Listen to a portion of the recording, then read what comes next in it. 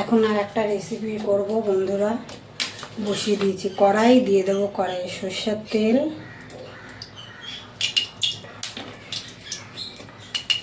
তেল গরম হয়ে গেছে, তেলে দিয়ে দেবো একটা শুকনো লঙ্কা, মাঝখানে আমি ফাটিয়ে নিয়েছি।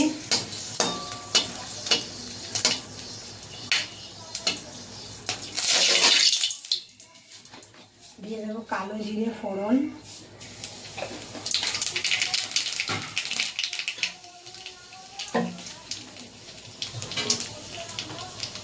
এখানে দুটো পেঁয়াজ কুচিয়ে নিয়েছি আমি মিডিয়াম সাইজের।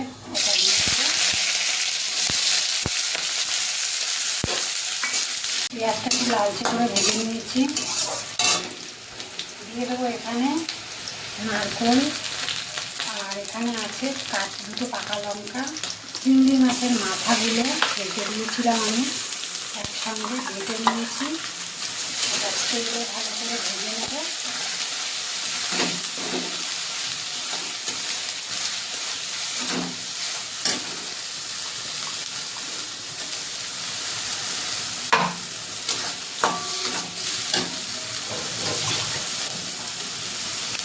দিয়ে দেবো ধুয়ে রাখা বরবটি, একসঙ্গে বরবটিটাও ভাজা হয়ে যাবে। আর চিংড়ি মাছটা, নারকেলটাও স্বাদ অনুযায়ী লবণ দিয়ে দেবো। দিয়ে দেবো হলুদ,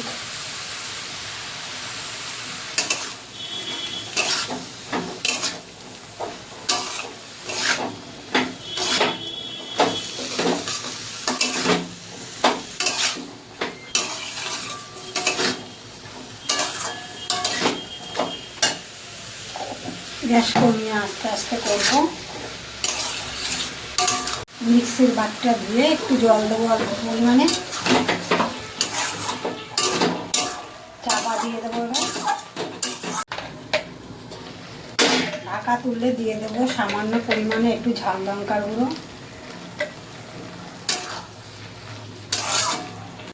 ঢাকা তুলে আমি যেটা নেড়ে দিয়েছিলাম সমস্ত কিছু ভালোভাবে একসাথে কষানো হয়ে গেছে, ভাজাও হয়ে গেছে। এবার এটা আরেকটু টানিয়ে নামিয়ে দেব। তার আগে দিয়ে দেবো, যেহেতু নারকেল একটু মিষ্টি মিষ্টি করতে হবে, এটা সামান্য একটু চিনি দিয়ে দেবো।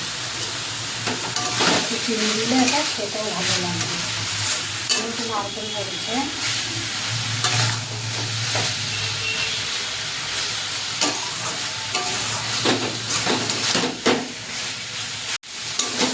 হয়ে গেছে, এটা নামিয়ে দেবো। এই যে এটা এরকম হবে।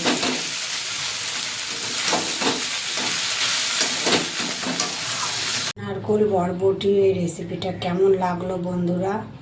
ভালো লাগলে লাইক কমেন্ট করে দিও আর সাবস্ক্রাইব করে দিও। তো এখনকার মতন রাখছি বন্ধুরা।